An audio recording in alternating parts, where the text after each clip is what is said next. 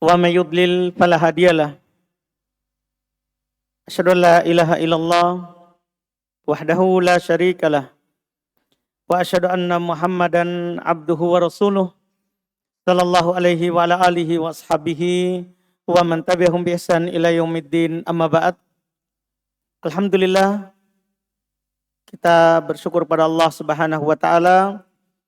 Pada malam hari ini kita melanjutkan kajian kitab Bulughul Maram min Adillatil Ahkam karya Imam Al-Hafidz Ibn Hajar Al-Asqalani rahimahullahu ta'ala. Kita pada malam hari ini adalah di majelis ke-22 di pembahasan kitab ini. Alhamdulillah, kita masih di bab yang belum sebutkan, pembatal wudu. InsyaAllah malam hari ini adalah pertemuan terakhir untuk bab ini, bab pembatal wudu. Kita baca hadits ke-78. Beliau rahimahullahu ta'ala berkata, an Aisyata radhiyallahu anha qalat, kana Rasulullah sallallahu alaihi wa alihi wasallam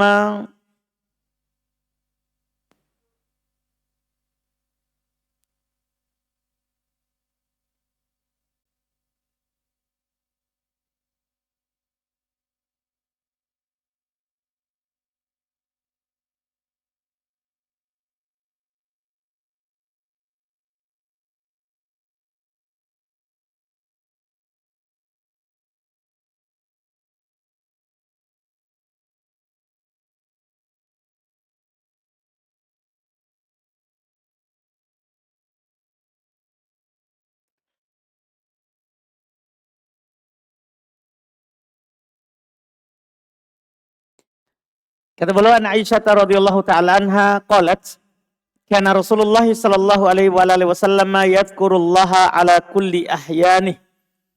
Rawahu Muslimun wa 'allaqahu al-Bukhari.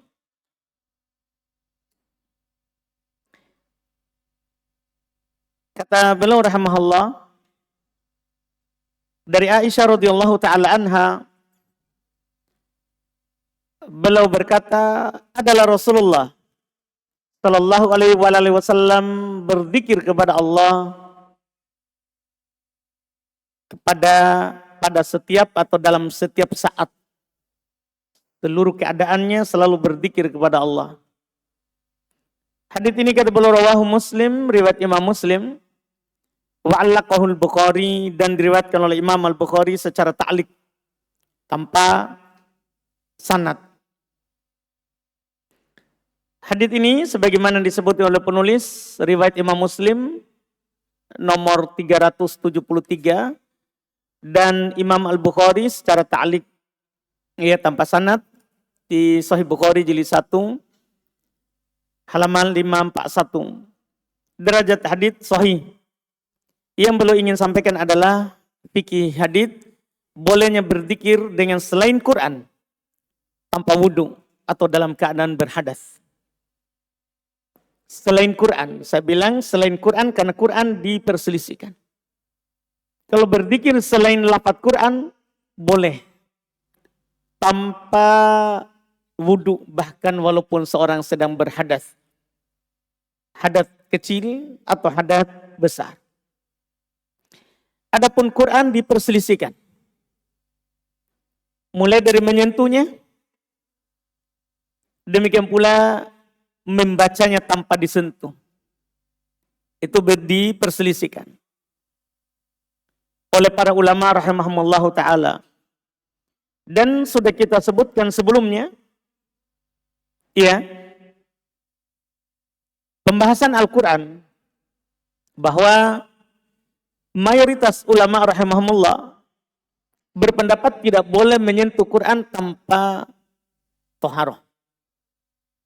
Terus juga keumuman para ulama rahimahumullah, mereka berpendapat boleh membaca Al-Quran, boleh membaca Quran tanpa menyentuh, boleh membaca Quran tanpa menyentuhnya, walaupun dalam keadaan hadas.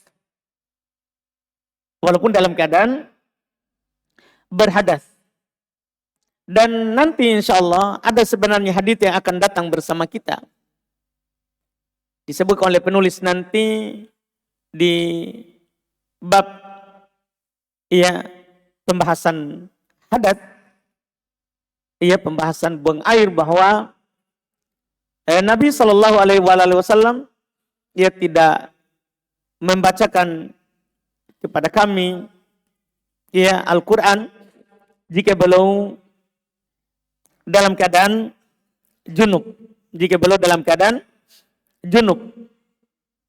Hanya saja hadits itu adalah hadits yang dhaif. Akan datang nanti penyebutannya insya Allah. Artinya nanti kalau sudah datang waktunya, ada ulama yang berpendapat dengan hadits itu, hadits Ali. Karena Rasulullah Sallallahu Alaihi Wasallam yukri'unal Quran malam yakun junuban. Adalah Nabi Sallallahu Alaihi Wasallam membacakan kepada kami Al-Quran selama tidak berhadas. Iya. Kata para ulama, kata mereka, Nabi itu membacakan Quran kepada sahabat tidak melihat mushaf.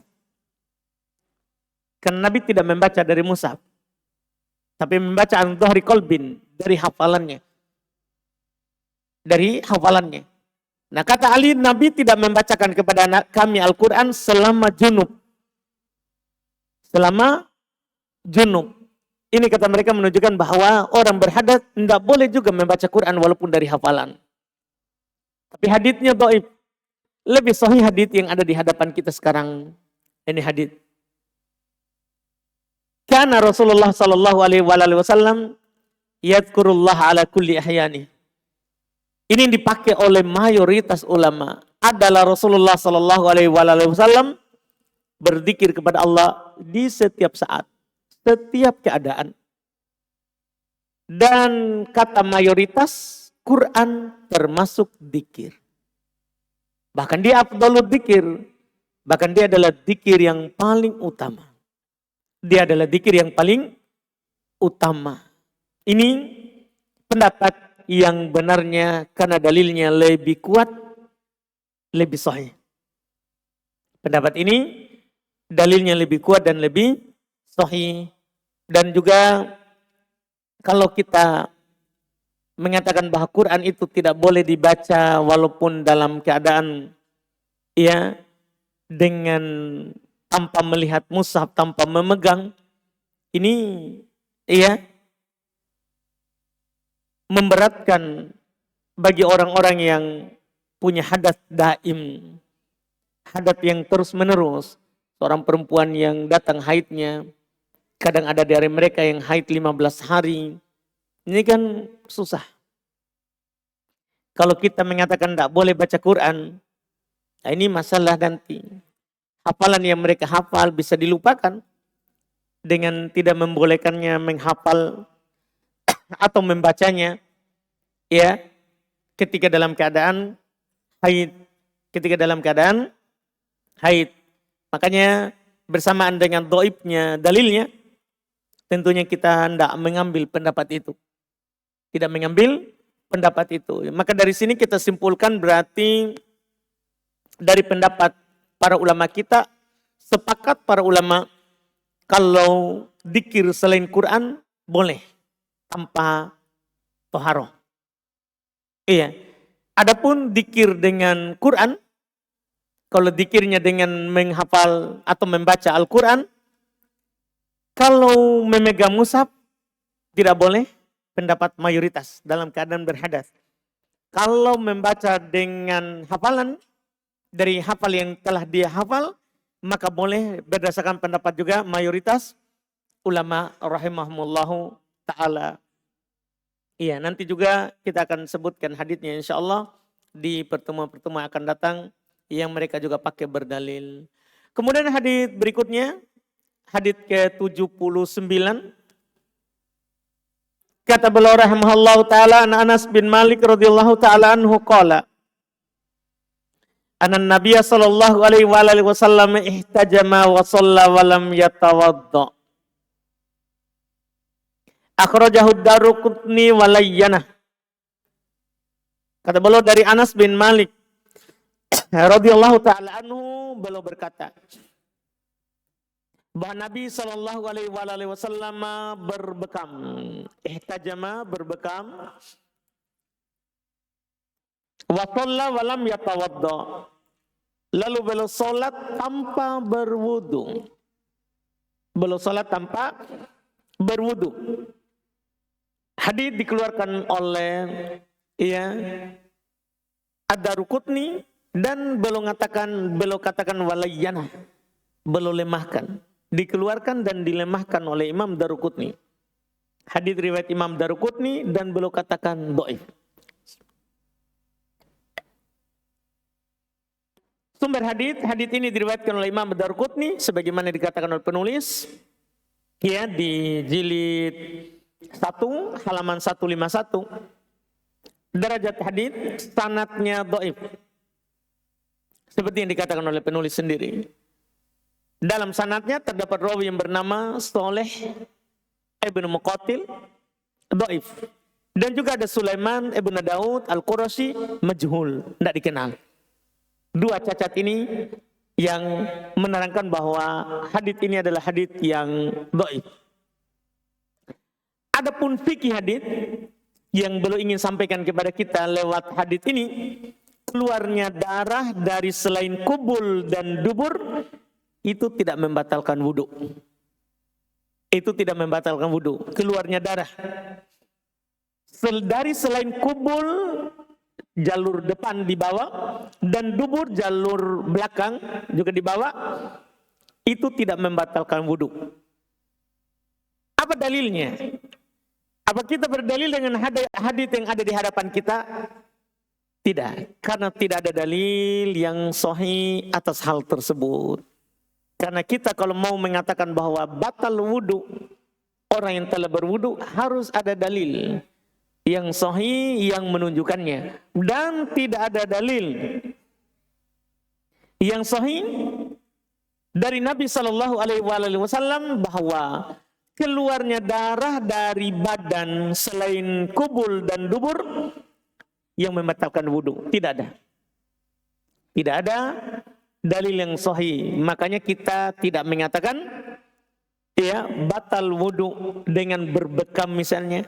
Batal wudu dengan keluarnya darah misalnya dari dari jerawat misalnya. Ada orang sholat, lalai dia pencet-pencet jerawatnya akhirnya tumpah darahnya. Tidak batal sholatnya, tidak batal wudunya, tidak batal wudunya, karena tidak ada dalil hal tersebut yang menunjukkannya. Dia yang menunjukkan apa yang dikatakan. Dan ini ia mengatakan bahwa darah yang keluar ini tidak membatalkan wudu. Ini merupakan pendapatnya madhab orang-orang Malikiyah, orang-orang Syafi'iyah, orang-orang Dhahiriyah, dan ini juga pendapat sebagian dari Hanabilah. Sebagian dari Hanabilah yang mengatakan membatalkan wudu itu madhabnya Hanafiyah, pengikutnya Al-Imam Abu Hanifah rahimahullahu ta'ala. Cuman dalil mereka dalam hal ini tidak ada kecuali dhaif. Apa itu? Yang sudah pernah kita lewati, bahwa siapa yang muntah, mimisan, bersendawa, wajib baginya wudu. Itu sudah kita lewati. Itu adalah hadits yang dhaif. Itu adalah hadits yang dhaif. Adapun dalil dari mayoritas, mereka berdalil dengan hadits yang ada di hadapan kita ini, tapi kan dhaif. Tapi dhaif. Dalil mereka yang paling kuat dalam hal ini adalah kaidah asal al-bara'atul asliyah. Asalnya tidak ada yang membatalkan wudu kecuali ada dalil. Asalnya tidak ada yang membatalkan wudu kecuali ada dalil. Kecuali ada dalil. Karena menurut ahli fikih kita tidak boleh berpindah dari asal kecuali dengan dalil. Kecuali dengan dalil. Tidak boleh berpindah dari asal kecuali ada dalil. Ini sebenarnya kita akan ulangi teori ini selama kita bahas fikih. Apakah dalam ibadah ataupun dalam muamalah. Iya. Seperti ini. Ketika orang sudah berwudu, asalnya tidak batal. Kapan kita bisa bilang batal wudunya? Kalau ada dalil. Kalau ada dalil. Sama dengan masalah kita beribadah, juga pakai kaidah dasar ini. Asalnya tidak boleh kita melakukan penghambaan kepada Allah kecuali ada dalil. Karena asalnya tidak disyariatkan. Kita mengatakan ini disyariatkan, ada dalil. Sama dengan kaidah para ulama rahimahumullah ta'ala mengatakan al-aslu fil manafi' al-ibahah. Asal pada segala sesuatu yang bermanfaat itu mubah. Kapan kita katakan bahwa ini haram, ini tidak boleh? Kalau ada dalil. Itu nanti untuk, ini namanya kaidah kubro. Dalam istilahnya ulama fikih, ini kaidah kubro. Masuk fikih dari awal sampai akhir. Iya, masuk di dalamnya fikih dari awal sampai akhir. Kaidah ini adalah kaidah yang penting dipegang oleh setiap yang mau belajar fikih, yang ingin mengambil pendalilan dari dalil. Yang mau mengambil pendalilan dari dalil. Semua pendalilan itu kembali kaidah besar itu. Kembali kepada kaidah besar itu. Dan kalau kita praktekkan di sini seperti yang kita katakan tadi, ya asal tidak ada membatalkan wudu. Kita bisa katakan batal kalau ada dalil. Nah, ini tidak ada dalil yang sahih dari Nabi Shallallahu Alaihi Wasallam bahwa keluarnya darah dari selain di bawah itu, depan ataupun belakang, membatalkan wudu. Tidak ada. Yang sahih dari Nabi Shallallahu Alaihi Wasallam adalah kalau keluar dari kubul dan dubur. Itu disepakati oleh para ulama. Iya, keluarnya dari kubul dan dubur sudah kita sebutkan. Apakah yang keluar itu adalah biasa keluar atau yang keluar itu adalah terkadang keluar? Semua itu adalah membatalkan wudu. Biasa keluar seperti kencing, air besar, kentut. Iya, itu biasa keluar. Mani biasa keluar. Hal-hal yang biasa keluar atau yang tidak biasa keluar seperti yang pernah saya sebutkan, keluarnya cacing, keluarnya batu kerikil. Ya, itu pun dibicarakan keluar batu kerikil tanpa cairan. Tanpa ada sesuatu apapun, batu kerikil kering. Adapun pakai ada cairannya, itu memang biasa itu. Biasa. Ini tiba-tiba keluar misalnya biji semangka kering. Ya kan biasa begitu orang makan semangka, bijinya langsung dia telan, mungkin lapar sekali begitu. Di dalam tidak bisa dia pabrik. Iya, tidak hancur. Tiba-tiba keluar kering biji semangka. Ini kan tidak biasa. Iya, tidak biasa begitu. Batal wudu atau tidak? Pokoknya teorinya bahwa yang keluar dari bawah itu, kubul ataupun dubur, batal wudu. Itu membatalkan wudu. Adapun selain dari dua jalur itu, ini dia. Kita butuh dalil. Kalau dia sebagai pembatal wudu.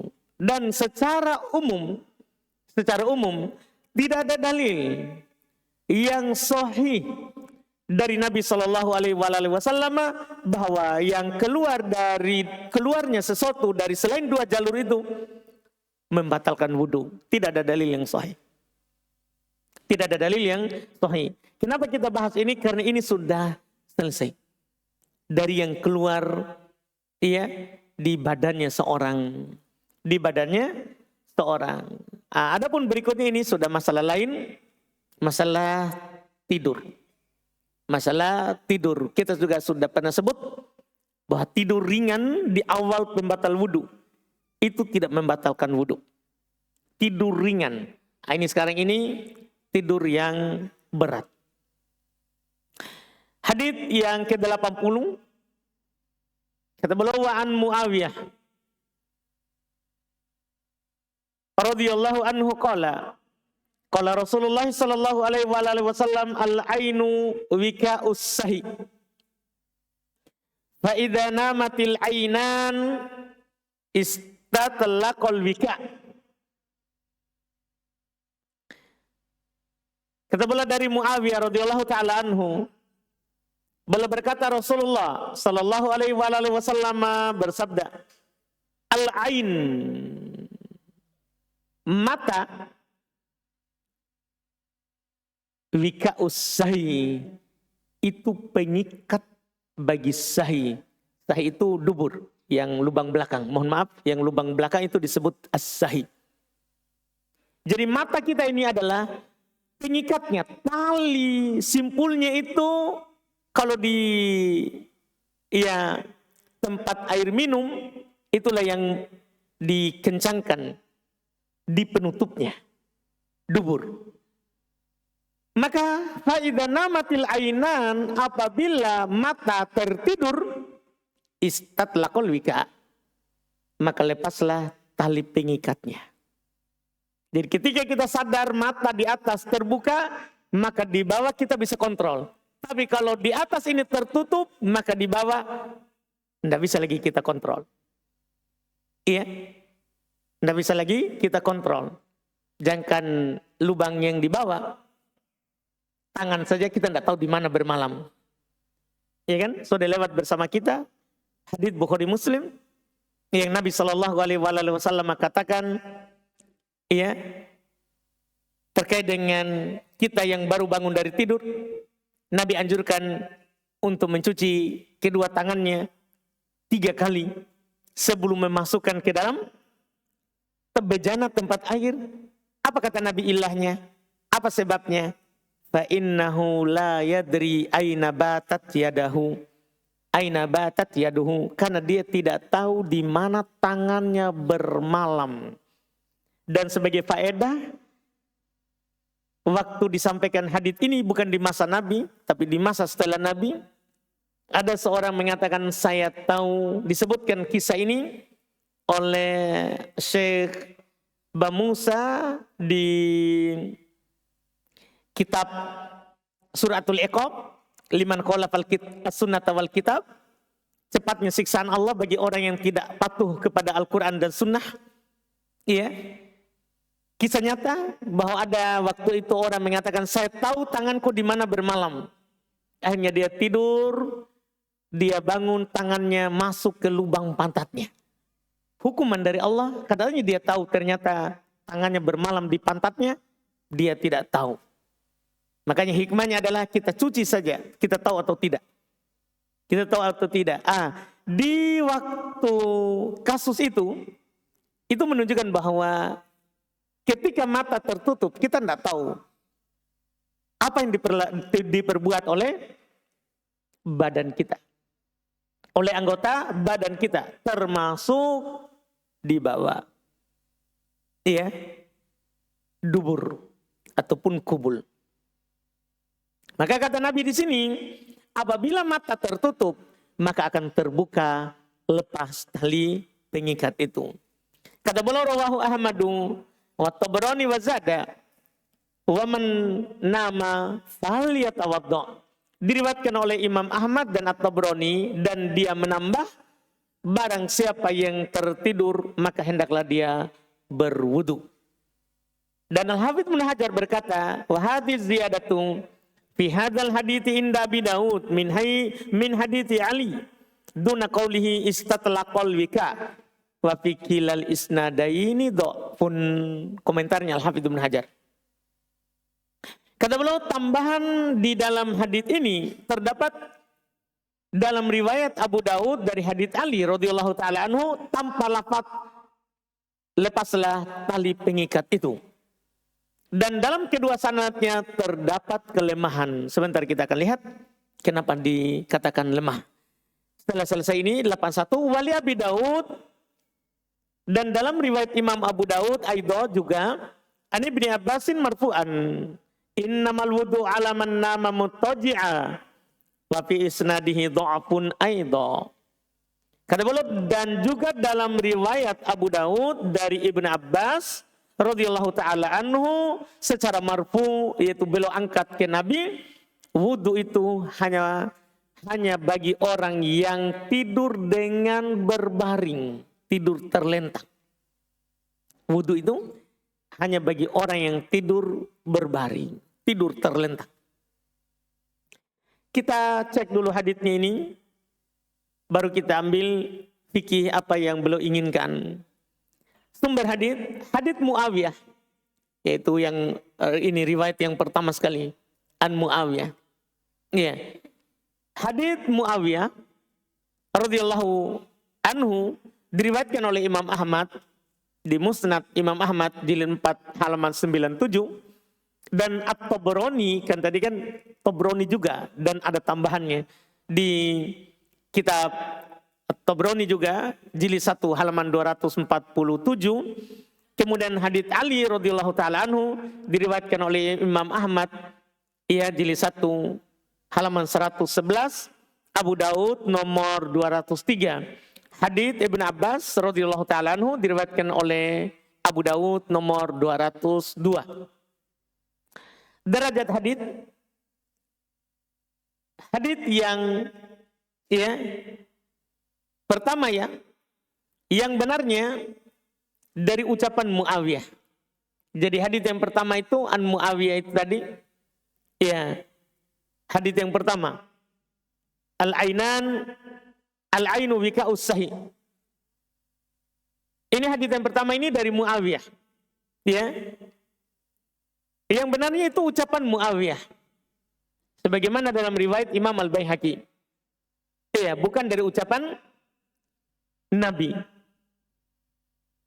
Sebagaimana diterangkan dalam riwayat Imam Al-Baihaqi, ya di Sunan Al-Baihaqi jilid 1 halaman 118. Wallahu alam. Terus hadis Ali, dalam sanadnya terdapat keterputusan. Makanya Al-Hafidz Ibnu Hajar bilang tadi 2 hadits dhaif. Jadi hadits Muawiyah dhaif. Hadits setelahnya juga dhaif. Sebentar. Iya, jadi hadits Ali itu sanadnya terdapat keterputusan karena Aid bin Abdurrahman meriwayatkan dari Ali dan dia tidak mendengar dari Ali. Tidak ada beliau dengar hadits dari Ali, tapi dia nukil darinya. Maka ini sanadnya terputus. Iya, sanadnya terputus. Kemudian hadits Ibn Abbas, sanadnya juga lemah karena terdapat rawi yang bernama Abu Khalid Ad-Dalani. Ini rawi Abu Khalid Ad-Dalani sering salah dalam periwayatan, sehingga banyak penghafal hadits menganggap haditsnya palsu. Termasuk hadits ini. Hadits ini termasuk hadits yang palsu. Iya, hadits yang palsu. Artinya semua hadits tadi itu dengan periwayatan tadi semuanya lemah. Padahal beliau ingin menunjukkan sebentar fikih bahwa tidur itu membatalkan wudhu. Itu yang boleh inginkan. Seandainya belum nukil hadits yang telah lewat, tapi mungkin belum tidak nukil karena sudah pernah disebutkan. Sebentar saya akan isyaratkan haditsnya di pembahasan mengusap di atas sepatu. Di pembahasan mengusap di atas sepatu. Jadi sumber hadits kita sudah tahu tadi itu. Adapun biografi Muawiyah karena baru beliau lewat hari ini. Nama beliau adalah Muawiyah ibn Abi Sufyan ibn Sakhar ibn Harb. Beliau dan ayahnya yaitu Abu Sufyan masuk Islam pada Fatu Makkah. Jadi masuk Islam di akhir masa Nabi SAW. Di Fatu Makkah. Tahun berapa Fatu Makkah? Angkat tangan. Tahun berapa Nabi menaklukkan Makkah? Ahsan. Tahun 8 Hijriah. Iya. Belum masuk di Makkah, Nabi SAW masuk Makkah untuk menyerang. Karena dihalalkan oleh Nabi SAW, tidak dihalalkan lagi untuk orang setelahnya. Untuk memerangi penduduk Makkah. Yang ada Ka'bahnya. Iya. Dan orang juga menanti itu. Sekitar Makkah, menanti itu Nabi menaklukkan Makkah. Karena kalau Nabi Muhammad menaklukkan Makkah, mereka anggap bahwa ini Muhammad benar. Karena tidak pernah ada orang yang berhasil menyerang Makkah, Ka'bah. Iya. Maka Nabi SAW datang di tahun ke-8, kaum muslimin sudah sangat kuat. Ia dalam keadaan orang-orang musyrikin tidak sadar kalau mereka diserang. Karena Nabi SAW masuk, membagi pasukan, masuk di berbagai macam arah kota Mekah. Dan karena kaget dan tidak terjadi peperangan, penduduk Makkah menyerah. Menyerah dan Nabi memegang Makkah. Di tahun ke-8 Hijriah. Di tahun ke-8 Hijriah. Di antara yang masuk Islam di Fatu Makkah itu adalah Muawiyah.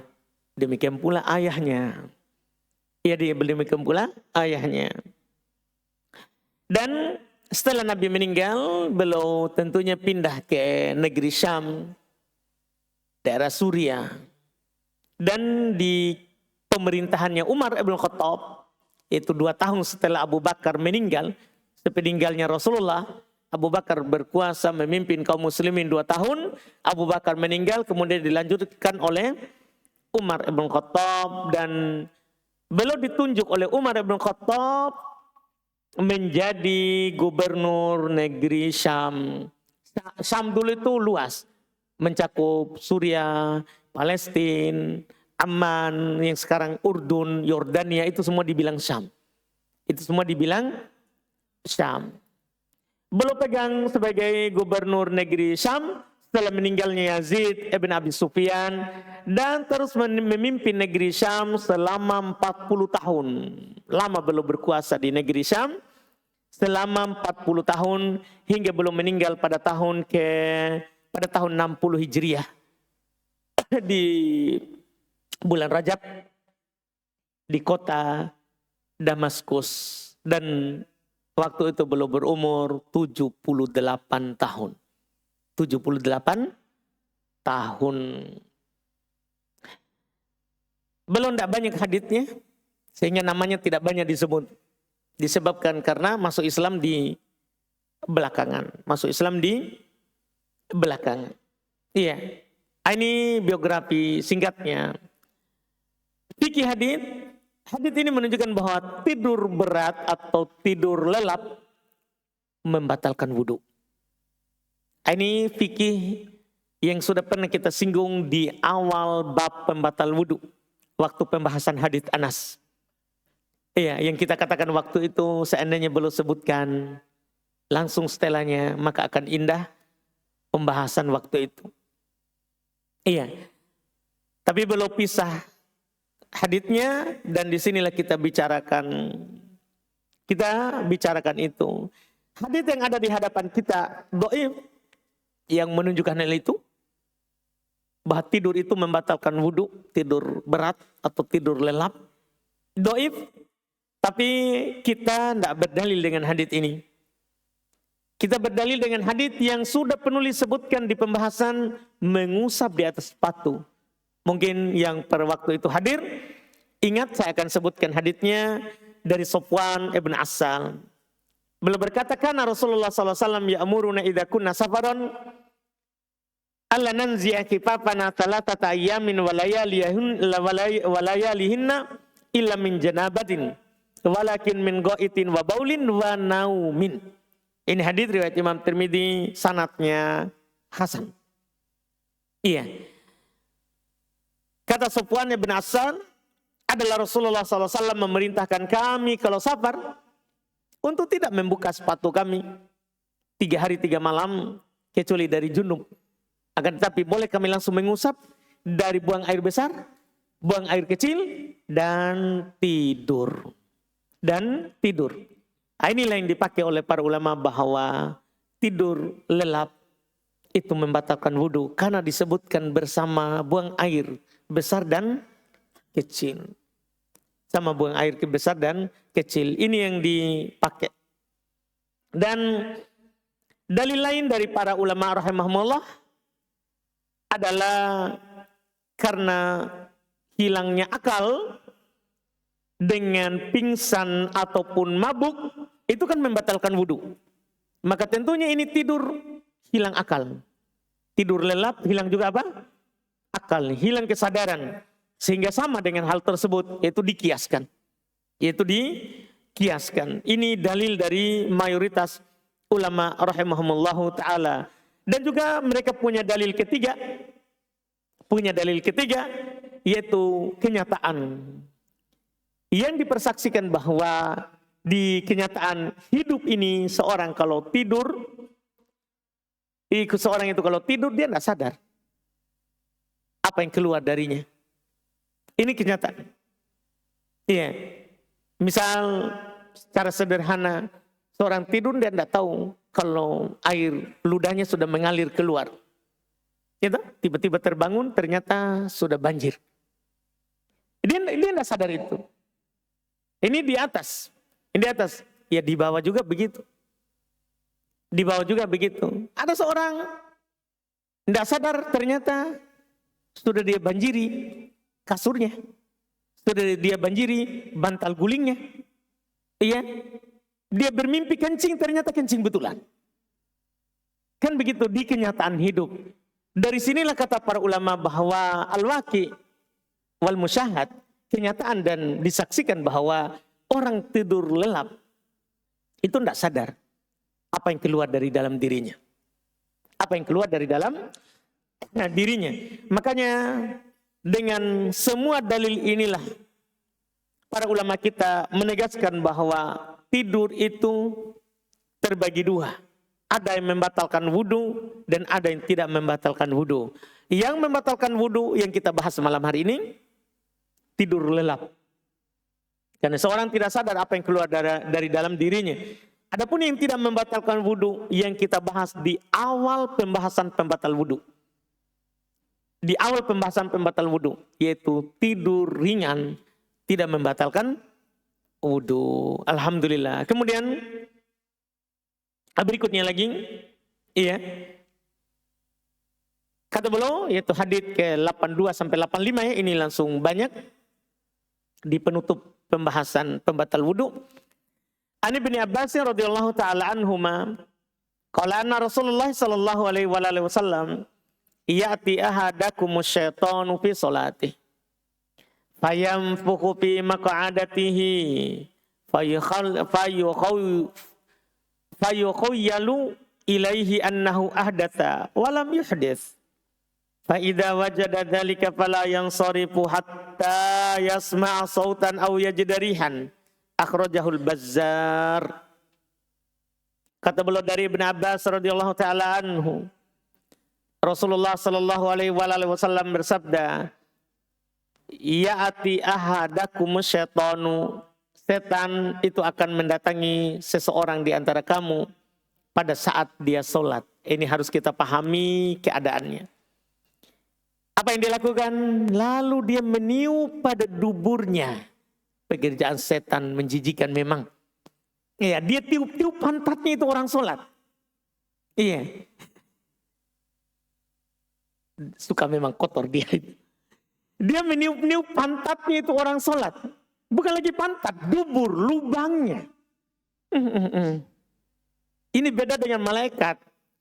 Di dalam hadits yang sahih, malaikat itu kalau kita sholat, dia akan mendekat dengan kita.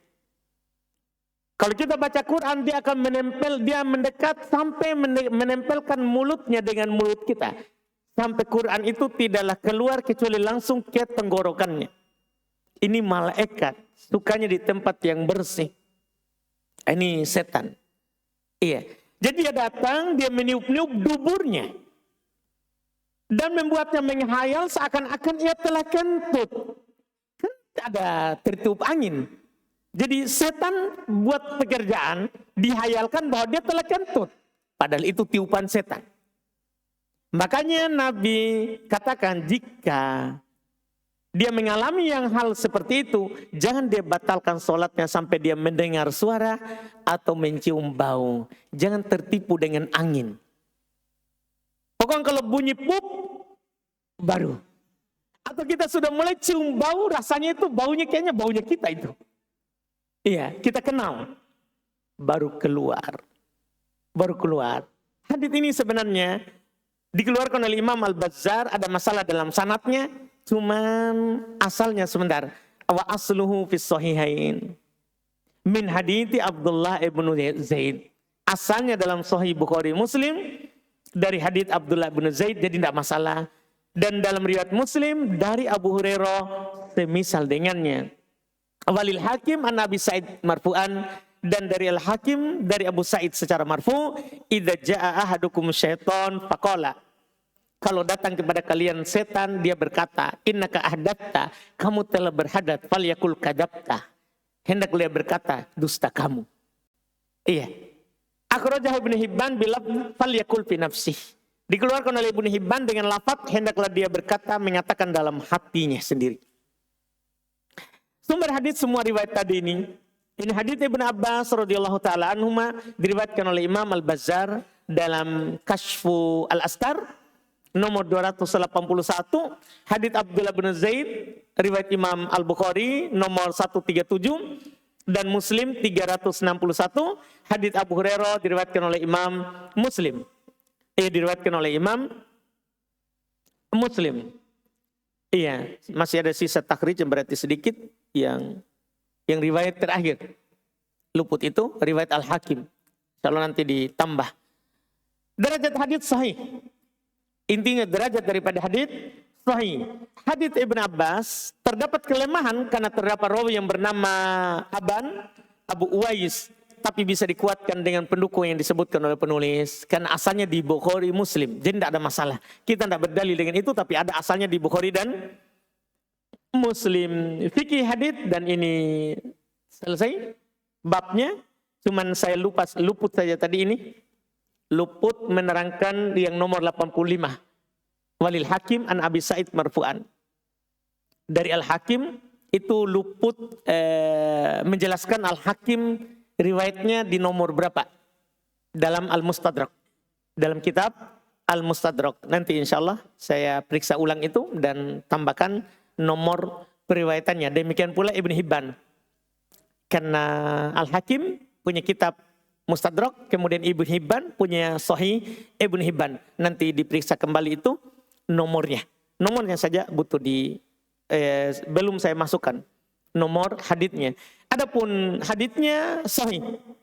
Kecuali itu riwayatnya Ibn Abbas memang terdapat kelemahan karena ada rawi yang bernama Aban Ibn Uwais, tapi bisa dikuatkan dengan pendukung Bukhari Muslim atau Bukhari Muslim saja tadi di hadits. Fikihnya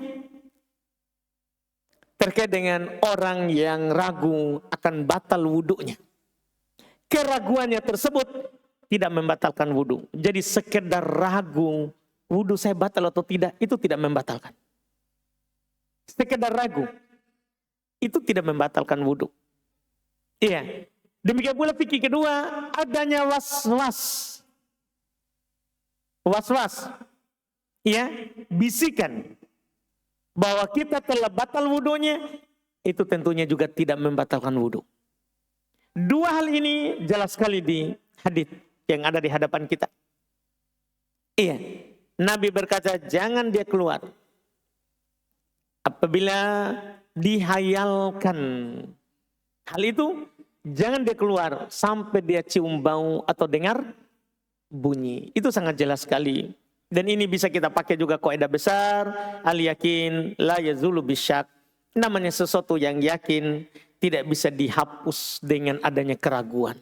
Sekedar ragu tidak membatalkan wudhu. Sekedar ragu itu tidak membatalkan wudhu. Ini alhamdulillah selesai. Berikutnya kita akan masuk di bab berikutnya, babu qada'il hajah, bab tata cara buang hajat. Ini insya Allah kita ambil di pertemuan kita yang akan datang. Kita adzan dulu. Alhamdulillah.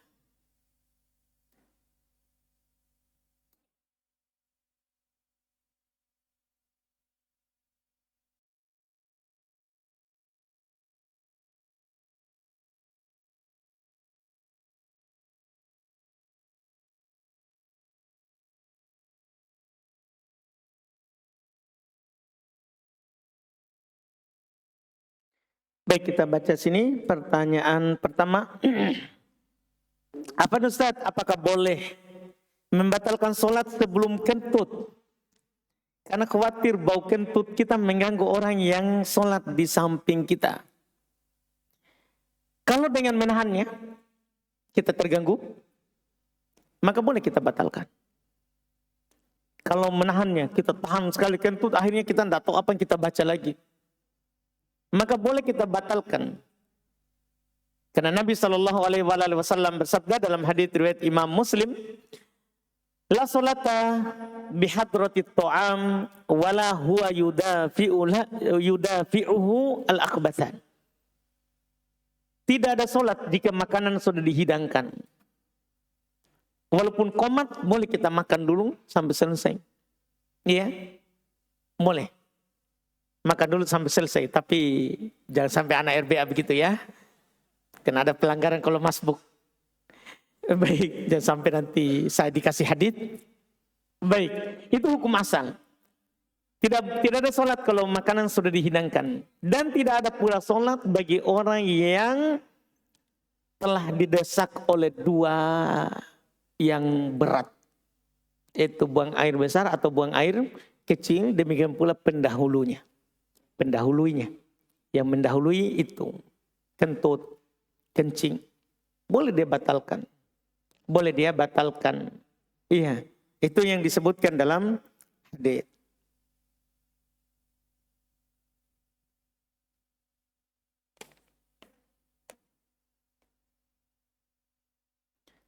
Bila kita masbuk dan di rakaat terakhir bersama imam, apakah jari telunjuk tetap menusuk atau turunkan? Menusuk ya, menunjuk deh, mau menunjuk. Ya, atau diturunkan. Bila kita selesai membaca doa tahiyat, atau lanjut salawat dan doa pilihan kita, sambil menunggu imam selesai tahiyat, berdoa. Boleh bersolawat, karena dalam madhab Syafi'iyah sebaik-baik doa adalah solawat. Dan boleh berdoa, karena Nabi SAW berkata, "Falyatakhayyar minad du'a ma syaa." Silakan dia pilih doa yang dia inginkan. Boleh dia berdoa apapun yang diinginkan. Kebaikan dunia, demikian pula kebaikan akhirat. Kebaikan akhirat. Kalau kebaikan akhirat disepakati. Kebaikan dunia boleh nggak diminta dalam sholat? Sebagian ulama mengatakan tidak boleh diminta kebaikan dunia dalam sholat. Tapi yang benarnya boleh. Karena Nabi bilang hendaklah dia pilih doa yang dia mau. Ini kan umum, dunia dan akhirat. Itu yang benarnya.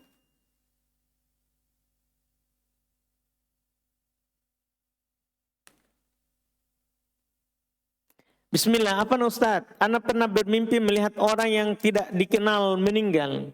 Kemudian anak cari tahu di YouTube arti mimpi tersebut. Katanya dalam waktu dekat anak akan dikaruniai seorang anak. Awalnya anak tidak percaya, tapi 2 hari kemudian istri anak membawakan anak sesuatu berupa test pack. Nggak usah kira anak. Dan hasilnya ternyata 2 garis. Masya Allah. Iya. Itu alhamdulillah rezeki dari Allah, tapi kalau masalah takbir mimpinya saya tidak tahu. Iya. Apakah boleh mempercayai tafsir mimpi lewat YouTube? Tidak tahu. Bagaimana hukumnya hal tersebut? Tidak tahu. Iya. Kalau mimpi tidak tahu. Dan tidak mau tahu. Bahaya itu kalau kita mengaku tahu takwil mimpi. Tidak bisa kita mengajar sedikit-sedikit. Setiap hari orang mimpi. Iya. Makanya tidak mau saya baca-baca itu takwil mimpi. Setiap hari orang mimpi, nanti kita disibukkan. Lagi jalan Ustadz ada mimpiku. Salah sekali. Iya.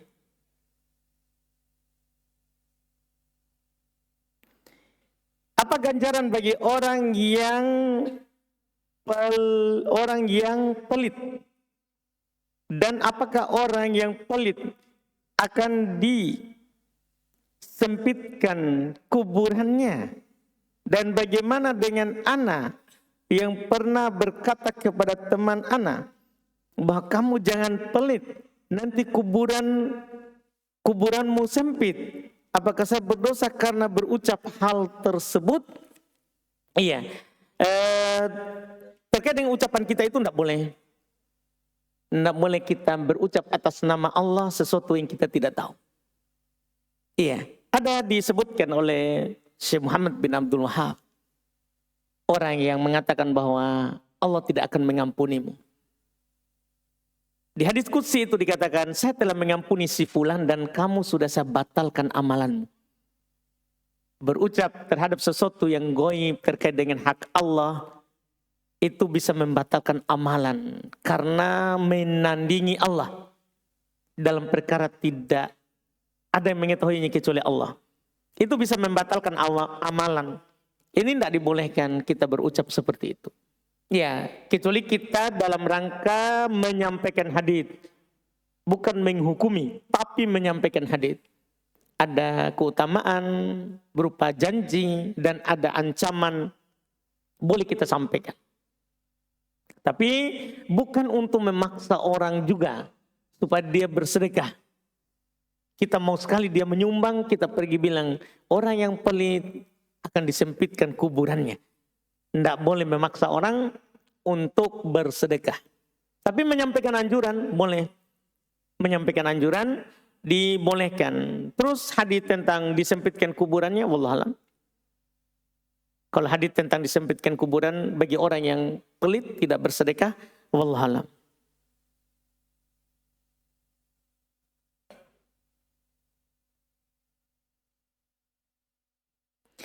Berapa jarak seseorang itu dibolehkan untuk menjamak solat? Dan apakah seseorang yang menjamak solatnya dibolehkan hanya 2 rakaat di saat menjamak solat yang 4 rakaat? Seperti solat asar dan isya. Dan apakah solat duhur juga bisa dijamak? Kalau bisa kapan dikerjakan Ustadz? Masya Allah, barakallahu fikum. Untuk pertanyaan awal, berapa jarak seorang itu dibolehkan untuk menjamak solat? Ini diperselisihkan. Mayoritas ulama fikih mengatakan 75 kilo ke atas. Yaitu dengan perjalanan sehari semalam, berperjalanan kaki. Ukurannya. Itu mereka ukur bahwa berjalan kaki itu, sehari semalam itu 75 kilo ke atas.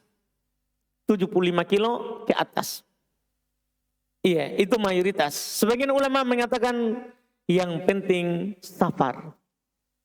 Tidak ada jarak yang pasti dari Nabi SAW yang mengatakan 75 kilo ke atas. Tidak ada memang lafaz hadits, itu hanya perkiraan. Itu hanya perkiraan. Syekhul Islam Ibnu Taimiyah rahimahullah ta'ala belum menyatakan bahwa kalau tidak ada dalil jelas, maka al-ada muhakkamah urf, kebiasaan orang itu menjadi penentu. Karena firman Allah Subhanahu wa taala hanya mengatakan kalau kalian safar. Kalau kalian safar. Ya artinya kalau orang bilang ke situ safar, masuk hukum safar. Masuk hukum safar. Ini pendapat kuat karena memang tidak ada dalil yang jelas yang dipilih oleh Syekhul Islam Ibnu Taimiyah. Tapi kalau orang pegang pendapat mayoritas, tidak apa-apa, lebih hati-hati. Yaitu dia tidak jamak kecuali jarak tempuhnya 75 kilo ke atas. Itu namanya hati-hati. Adapun kalau dalil tidak ada yang kuat yang menunjukkan hal itu. Angkanya, yang menunjukkan angkanya. Dan apakah seorang menjamak solatnya dia boleh hanya 2? Ya seperti itu memang jamak. Kita solatnya 2-2. Karena diletakkan untuk orang musafir setengah solat. Dibebaskan setengah solat. Itu 4 rakaat jadi 2 saja. Duhur jadi 2 rakaat. Asar jadi 2 rakaat. Isya jadi 2 rakaat. Jadi 2 rakaat. Itulah orang jamak. Terus pelaksanaannya. Ya. Tadi apakah sholat duhur juga bisa dijamak? Boleh. Tadi sudah bilang. Duhur asar boleh dijamak qashar. 2 duhur 2 asar. Maghrib isya boleh dijamak qashar. 3 maghrib 2 isya. Kapan bisa dikerjakannya Ustaz? Boleh takdim, boleh ta'khir. Takdim itu artinya kita majukan asar ke waktu duhur. Kita sholat asar 2 rakaat, jamak qashar, salam, kemudian bangkit sholat asar 2 rakaat qashar. Dan boleh jamak ta'khir. Jamak ta'khir kita mundurkan sholat duhur di waktu asar. Kita sholat asar duhur 2 rakaat, salam di waktu asar. Kemudian kita berdiri, sholat asar 2 rakaat, salam. Itu namanya jamak ta'khir. Jadi boleh jamak takdim, boleh jamak ta'khir. Semua itu disepakati oleh para ulama rahimahumullahu ta'ala.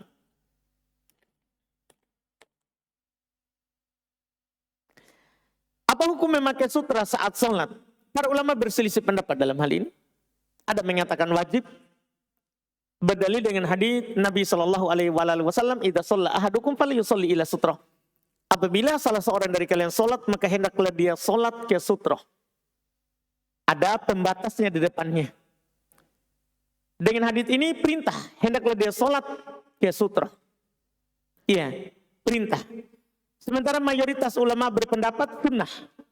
Berdalil dengan hadis juga, Ibn Abbas bercerita belum pergi ke Nabi SAW waktu itu lagi sholat di Mina, maka beliau datang sholat, beliau datang menaiki keledainya dan berjalan di tengah-tengah shaf sampai ke depan dengan keledainya itu. Setelah sampai depan dia ikat, dia lepaskan keledainya untuk beristirahat dan dia masuk sholat. Dan ini menjadi poin kita. Ra'aitun Nabiy sallallahu alaihi wasallam shalla ila ghairi jidar. Saya melihat Nabi SAW sholat tanpa tembok di depannya. Tanpa tembok. Ini dipakai oleh mayoritas ulama bahwa perintah tadi itu adalah perintah sunnah, bukan perintah wajib. Dipalingkan oleh perbuatan Nabi SAW tadi. Makanya kalau mayoritas berpendapat sholat pakai sutra sunnah, tanpa sutra tidak batal sholatnya, tidak berdosa, tapi tidak dapat pahala sunnah. Tentunya kita semua mau dapat pahala sunnah. Dan kalau mau keluar dari silang pendapat, sholat dengan menggunakan sutra. Itu kalau mau keluar dari silang pendapat. Karena sebenarnya para ulama bersepakat bahwa sholat dengan meletakkan sutra di depan itu sunnah, itu disyariatkan. Karena para sahabat kalau sudah azan muadzin, mereka mencari tembok, mencari tiang. Itu para sahabat menunjukkan bahwa itu disyariatkan. Cuman hukumnya yang diperselisihkan. Ada yang mengatakan wajib, ada yang mengatakan sunnah. Ada yang mengatakan wajib, ada yang mengatakan sunnah. Wallahu a'lam.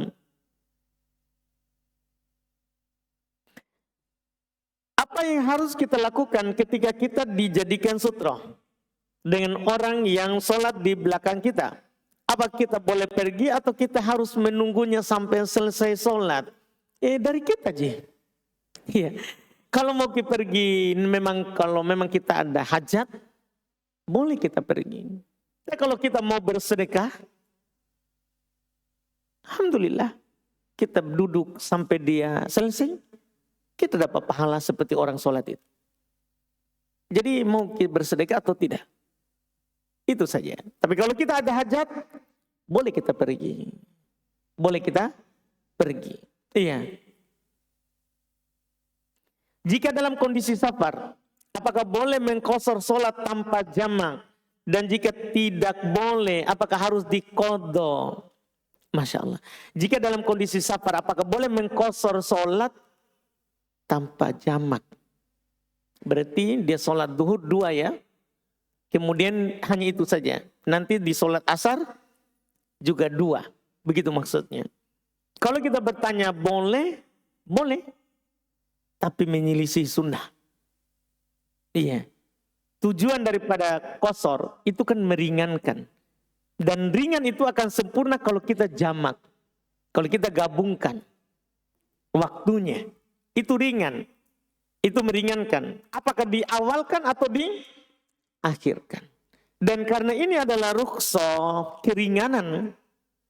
Maka apakah harus diqadha? Tidak.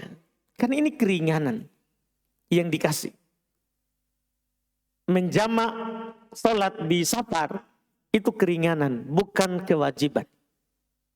Artinya kalau ada orang sholat sempurna pun tidak berdosa. Cuman dia tidak mengambil keringanan. Nabi SAW bersabda, Innallaha yuhibbu an tu'ta rukhasuhu. Sungguhnya Allah itu senang kalau kita mengambil keringanannya. Allah suka itu. Oleh karena itu kata Ibnu Umar, saya telah safar bersama Nabi, telah safar bersama Abu Bakar, telah safar bersama Umar, telah safar bersama Utsman. Mereka tidak pernah menegakkan Jumat. Tidak pernah menegakkan Jumat karena Jumat di safar itu memberatkan. Makanya musafir tidak wajib Jumatan. Tidak wajib Jumatan. Dan juga Anas menukil bahwa Nabi SAW kalau safar itu tidak pernah sholat sempurna kecuali setelah kembali ke Madinah. Setelah kembali ke Madinah. Belum pernah bersafar ke Tabuk. Dinukil oleh Anas 20 hari.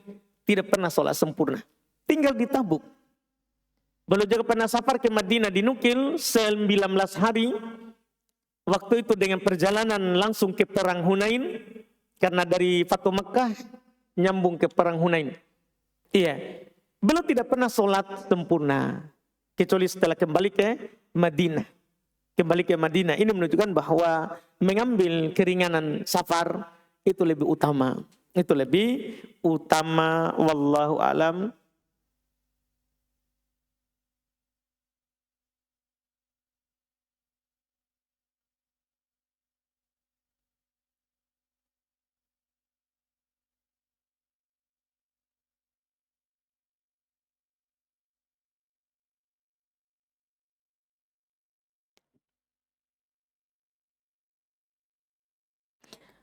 Ustadz, bolehkah menikah dengan seorang yang berbeda madhab? Si ikhwan Masya Allah laki-laki soleh. Mengerjakan amalan sesuai Al-Quran dan Sunnah. Namun yang membuat saya masih ragu adalah karena berbeda madhab. Mohon nasihatnya Ustadz. Saya tidak paham bagaimana menyikapinya. Madhab yang bagaimana itu maksudnya?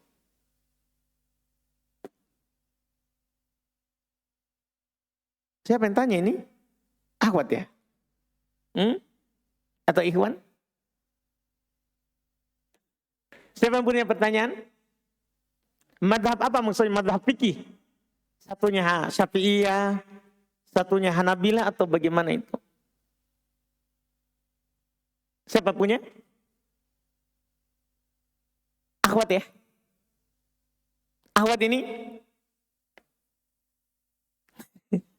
Susah sekali orang mengaku ya. Dapat hadiah? Siapa tahu ada? Dikasih hadiah.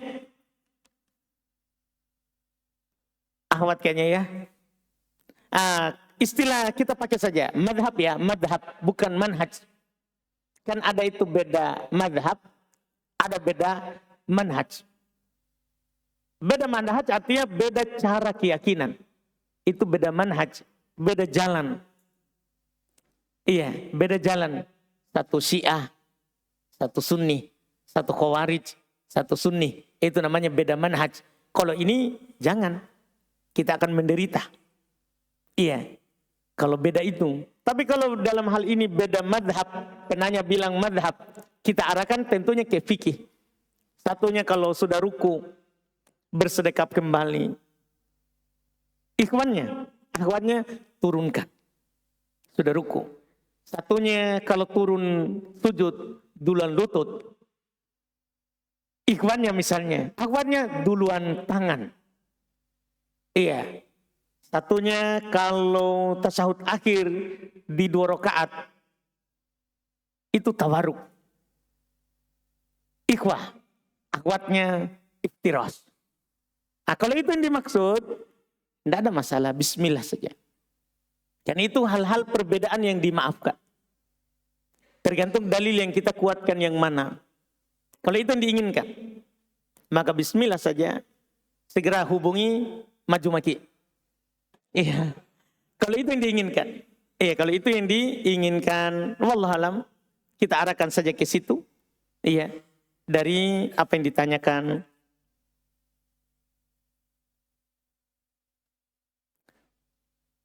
Dalam satu ruangan di dunia kerja, ada 9 orang laki-laki dan hanya 1 orang wanita. Apakah ini termasuk ikhtilat? Itu matahari di siang bolong. Ikhtilat namanya itu. Itu ikhtilat. Ikhtilat itu tidak menunggu 9 laki-laki, 9 perempuan. Pokoknya kalau ada campur baur laki-laki sama perempuan namanya ikhtilat. Ikhtilat. Tahu ikhtilat kan? Ikhtilat bahasa Arab. Dari kata ikhtalapo, yakhtalitu ikhtilaton. Kalau dia bercampur baur tanpa pembatas. Tanpa pembatas.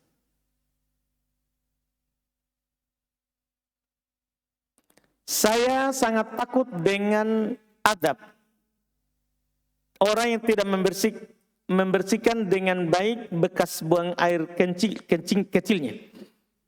Yang jadi pertanyaan saya, terkadang setelah kita membersihkan dengan bersih, air bekas membersihkan masih menetes di pakaian dalam, apakah jika saya pakai sholat saya sah, dan apakah itu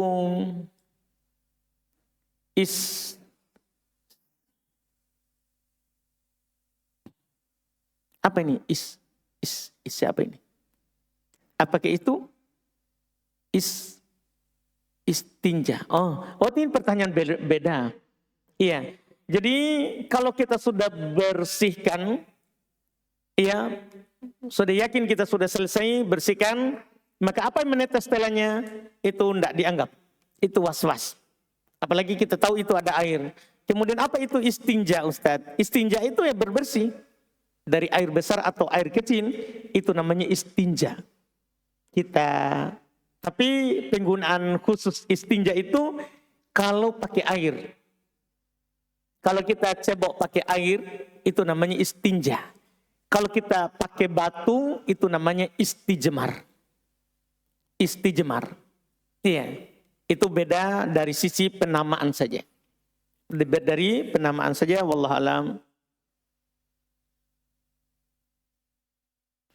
Ustadz, mohon nasihatnya, mana yang harus saya dahulukan? Bekerja mencari uang untuk membayar hutang atau menuntut ilmu? Kebetulan anak ada tawaran kerja, namun waktunya bertepatan dengan kelas tahsin anak. Dan anak sudah lama menantikan masuk kelas ini. Sedangkan kelasnya bersamaan dengan hari kerja. Mohon nasihatnya Ustadz. Masya Allah. Kalau saya tahu utang tak ini saya bayarkan. Supaya selesai masalah. Untung saya tidak tahu. Alhamdulillah. Baik. Dalam hal ini pertama, itu kan kelas tahsin, bukan juga sehari. Ya kan paling sejam. Kita coba bicarakan di tempat kerja. Tidak apa-apa dipotong gaji. Boleh nggak saya ikut kelas tahsin di hari sekian begitu. Minta izin sama ketuanya atau yang memperkerjakan. Dan kalau kita jujur insya Allah kita akan dikasih itu. Kalau memang kita mau. Dan kalau dibilang tidak apa-apa dipotong gaji, tidak ada masalah. Tidak ada masalah. Karena ini bertentangan di antara hal yang sama-sama wajib dia lakukan. Belajar tahsin itu wajib bagi setiap orang. Membayar utang juga wajib. Jadi kalau dibicarakan dulu dengan baik sama pihak tempat dia bekerja, karena tahsin itu memerlukan waktu sebentar saja, bisa dia ambil kelas itu dalam sehari itu saja, atau jam yang sudah ditentukan, itu bisa dikompromikan, wallahualam. Bagaimana jika kita sholat, lalu setelah sholat baru menyadari jika ada hadat yang keluar? Apakah sholatnya diulang? Jika memang yakin itu ada hadat yang keluar, diulang. Karena tidak sah sholat jika ada hadat. Tapi hadat yang keluar ya bukan bekas hadat. Adapun kalau kita setelah sholat dapat bekas hadat, bekasnya setelah sholat. Bukan keluar saat sholat, tapi bekasnya. Maka ini tidak perlu diulang. Tidak perlu diulang. Wallahualam. Apa Ustaz, bagaimana hukum menyentuh kelamin anak-anak? Karena saya pernah mendengarkan Syekh katanya batal. Jazakumullah khairan. Berarti ini baru datang ya. Yang sudah kita bicarakan ini hukum menyentuh kelamin. Apakah membatalkan wudhu atau tidak? Ini sudah kita bahas di pembatal wudhu. Dan kita sudah keluar dengan kesimpulan menyentuh kelamin itu tidak membatalkan wudhu. Tapi sunnah berwudhu. Sunnah berwudhu. Itu wallahu alam. Sudah kita bahas sebelumnya. Barakallahu fikum.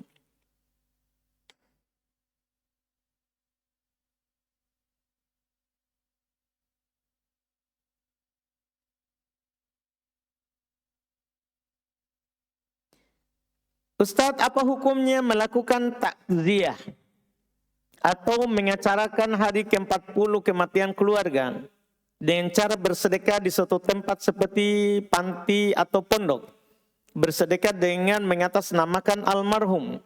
Kami berencana akan melaksanakan dengan maksud hanya ingin membahagiakan orang tua karena ini adalah keinginan orang tua kami.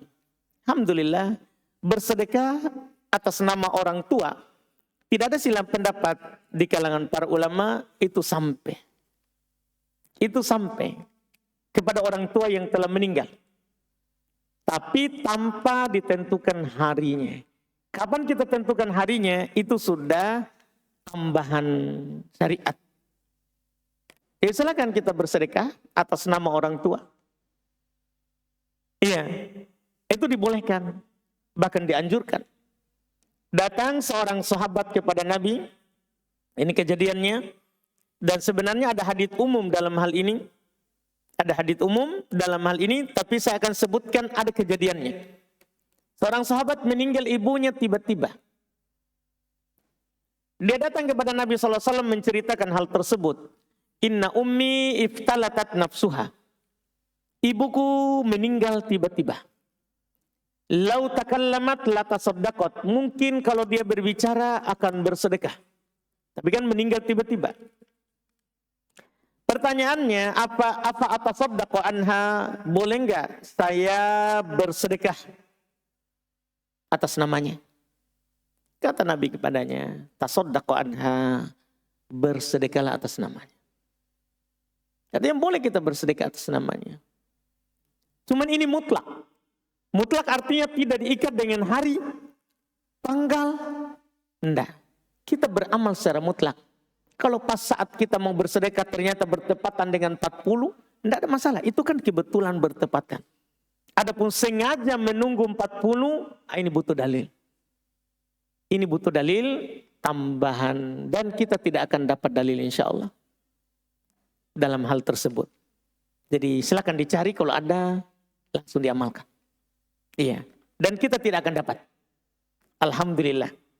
Jadi bukan masalah bid'ahnya bersedekah yang dibicarakan, tapi penentuan harinya. Kenapa harus ke-40? Ada keyakinan apa di situ? Ada keyakinan apa? Kita di situ. Wallahualam. Masih banyak ini, tapi Masya Allah sudah mau jam 8. Masya Allah. Harus kita daurah tanya jawab saja ini ya. Ini pertanyaan terakhir. Ustadz, apakah sah pernikahan seorang jika yang menikahkannya adalah imam dan disaksikan oleh temannya saja tanpa ada keluarga kedua belah pihak? Padahal keduanya memiliki keluarga masing-masing. Dan si fulana masih memiliki ayah dan anak laki-laki sebagai mahramnya. Catatan, si fulan masih memiliki istri. Sah seorang non-muslim. Dan ketika menikah dengan si fulana, ia seorang mu'alaf. Ya, kita tidak masalahkan seorang menikah walaupun dia punya istri itu kan urusannya sama istrinya. Dia mau ribut kapan urusannya. Iya, tapi yang kita bicarakan adalah tadi itu menikah dengan Pak Imam disaksikan oleh temannya saja padahal memiliki keluarga masing-masing. Ini kan ada isyarat menunjukkan bahwa dia nikah tanpa wali. Dia nikah tanpa wali. Dan Nabi Shallallahu Alaihi Wasallam telah bersabda, la nikaha illa biwaliyin. Tidak ada pernikahan yang sah kecuali dengan adanya wali. Wali itu pertama yang merupakan penasab dengan si perempuan, ayah ke atas, ayah dari ayah, kemudian ke atas ayah dari ayah, atau ayah dari ibu, ya. Demikian pula kalau tidak ada maka ke samping saudara dari ayah, Itu dulu, saudara dari ayah, kalau tidak ada, saudara dari ibu. Iya. Boleh kita menikah tanpa ini, wali nasab, dengan catatan, diserahkan oleh wali nasab ke wali hakim. Boleh. Orang tuanya kan di sini catatannya masih memiliki keluarga, memiliki ayah. Tidak boleh kita mengarah ke yang lain, ayah dulu. Boleh kita menikah dengan wali hakim dengan catatan si ayah yang menyerahkan perwaliannya. Itu cara pertama. Cara kedua, ketika ayah tidak mau dan alasannya tidak syar'i. Misalnya masalah tidak senasab, satu andi, satunya daeng. Misal, kan kadang di awam dia masalahkan. Iya, satunya keturunan ini, satunya tidak. Itu alasan namanya tidak syar'i. Alasan tidak syar'i. Maka ketika alasan tidak syar'i, pemerintah menyiapkan satu jalur, yaitu Pak Imam nikah, bersurat ke pengadilan bahwa si fulan tidak diberikan izin oleh orang tuanya untuk menikah dengan alasan dia sebutkan begini. Maka nanti suratnya itu dia akan bawa ke pengadilan agama, pengadilan agama, dan nanti di pengadilan dia dua orang ini akan disidang, suami istri ini calon. Dan nanti pengadilan akan bersurat ke orang tuanya. Kalau dia hadir, maka akan berbicarakan. Kalau dia tidak hadir, maka dianggap setuju. Jadi beberapa hari kemudian, itu 3 hari kerja, ini saya kasih tahu ini, bukan saya orang pengadilan, tapi saya dikasih tahu begitu. Jadi ada aturan pemerintah, bukan kita dilarang nikah, tapi ada aturan pemerintah seperti itu. Nanti pengadilan akan bersurat kembali ke Pak Imam tadi. Nikahkan, terbitkan suratnya si fulan. Nah, dari situ nanti terbit surat dari pengadilan yang menunjuk Pak Imam. Ini namanya wali hakim. Ini yang disebut dengan wali hakim karena ditentukan oleh pengadilan siapa yang akan menjadi walinya. Bukan kita sendiri yang pergi ke Pak Imam. Pak Imam nikahkan saya. Mudahnya kita ayam. Iya, bukan begitu. Ada prosesnya pemerintah. Itu semua aturan pemerintah itu untuk kita. Karena kita kalau menikah seperti ayam bangkok, artinya kita dipotong, mati, tidak ada warisan tak. Karena kita tidak resmi. Jadi jangan salahkan nanti kalau kita tidak dapat warisan. Berikutnya anak kita berkelahi, ini rumah dikasih sama bapakku, mamaku. Mamamu siapa? Istrinya bapakku. Mana suratnya? Tidak ada. Mati. Yang begitu masalah. Masalah berikutnya adalah kena ketaatan pemerintah. Karena pemerintah bukan melarang kita menikah. Tapi pemerintah menganjurkan kita resmi. Supaya tidak bermasalah di kemudian hari. Mungkin bisa dipahami? Sebagian orang mendoakan pemerintah kejelekan. Gara-gara begitu. Ngapa ini pemerintah? Orang itu boleh menikah 4, saya dipersulit. Dia caci maki pemerintah. Mau dibilang ini, bodoh kamu ini. Iya, itu untuk maslahatmu. Supaya kamu kalau nikah resmi, nanti anakmu kalau lahir, ada akte kelahirannya. Nanti gimana anak tak? Kalau masih kecil enak iya. Tapi kalau sudah besar sekali, besar sedikit, usia 5 tahun mau masuk TK. Harus daftar. Mana kakaknya iya? Nggak ada. Kenapa nggak ada? Nggak ada bapaknya. Nah, caranya. Kan begitu nanti. Kita tuh yang repot. Pokoknya kalau mau repot, silakan menyelisih pemerintah. Kan begitu. Makanya agama kita menganjurkan kita taat pemerintah. Supaya tidak repot. Supaya tidak repot. Ini masalahnya tadi itu. Ini nikahnya kalau tanpa wali, tidak sah. Hubungan dibangun di atas hal itu adalah zina. Naudzubillah. Tidak dibolehkan. Nikah tanpa wali tidak sah. Nikah tanpa wali tidak sah. Dan wali hakim, wali Pak Imam tadi harus begitu prosesnya. Di agama, di pemerintahan. Alhamdulillah. Alhamdulillah sudah lewat sekali gara-gara ini. Mohon maaf. Subhanakallahumma hamdik. Asyhadu an la ilaha illa anta astaghfiruka wa atubu ilaik. Assalamualaikum warahmatullahi wabarakatuh.